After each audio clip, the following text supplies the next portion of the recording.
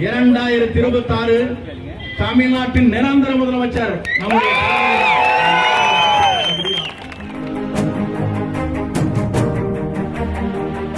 கோவை மாவட்டம் மேட்டுப்பாளையத்தில் தாவேக அலுவலகத்திற்கான அடிக்கல் நாட்டு விழாவிற்கு வருகை தந்த செங்கோட்டையன் அருகில் உள்ள அண்ணா சிலைக்கு மரியாதை செலுத்த முயன்ற நிலையில் முன் அனுமதி பெறவில்லை என கூறி நகராட்சி ஊழியர்கள் அச்சிலையை பூட்டி வைத்தனர்.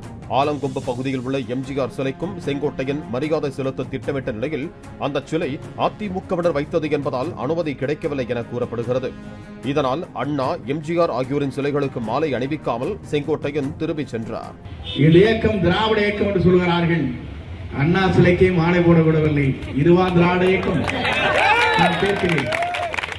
அண்ணாவையே தாங்கி பிடிக்க முடியாதவர்கள் அண்ணாவுடைய திருவுருவப்படத்தை தாங்கி பிடித்துக் கொண்டு நம்முடைய வாகனத்திலே வந்து கொண்டிருக்கிறார்கள். நம்முடைய தளபதி என்பதை நாம் இன்றைக்கு அறிந்து கொண்டிருக்கிறோம்.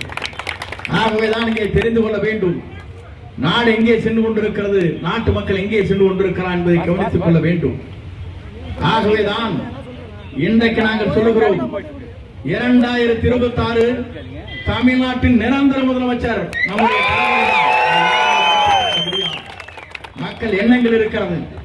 நான் ஒரு திருமண நிகழ்ச்சிக்கு சென்றேன். அப்போது பார்க்கிற போது எனக்கு தெரிந்தது, மருத்துவர் திருமணம், இருவரும் மருத்துவர்கள். அங்கே செல்கிற போது அவருடைய படித்த கல்வி படித்த மருத்துவர்கள் அங்கே வந்திருந்தார்கள். எல்லோரும் என்னை பார்த்தார்கள். முதலே நம்முடைய வெற்றி கழகத்துறை தலைவர் தளபதி விஜய் அவர்களை சந்தித்து விட்டு செல்கிற போது எல்லோரும் என்னை பார்த்து நில்லுங்கள் என்று சொன்னார்கள் திருமண நிகழ்ச்சியிலே. அப்போது நான் பார்த்தேன். பார்க்கிற போது எல்லோரும் செல்பி எடுத்தார்கள். அரை மணி நேரம். ஏன் இப்படி செல்பி எடுக்கிறீர்கள் என்று கேட்டேன். அப்போது அவர் சொன்னார்கள், நீங்கள் விஜயை ஆதரிக்கிறீர்கள், உங்களை வாழ்த்துகிறோம், வரவேற்கிறோம் என்று சொன்னார்கள்.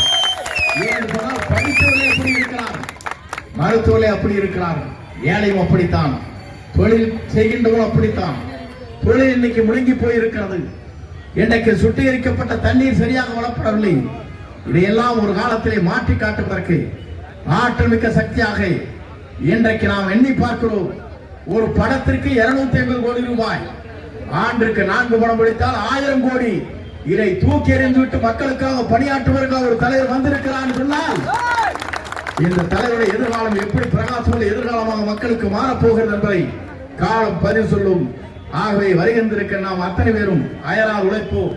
நம்முடைய தளபதியை இந்த தமிழகத்தினுடைய முதலமைச்சராக இந்திய நாட்டுக்கு ஒரு வழிகாட்டியாக உருவாக்கி காட்டுவோம் என்பதை சொல்லி உங்கள் அத்தனை பேரையும் வாழ்த்து விடைபெறுகிறேன். நன்றி, வணக்கம்.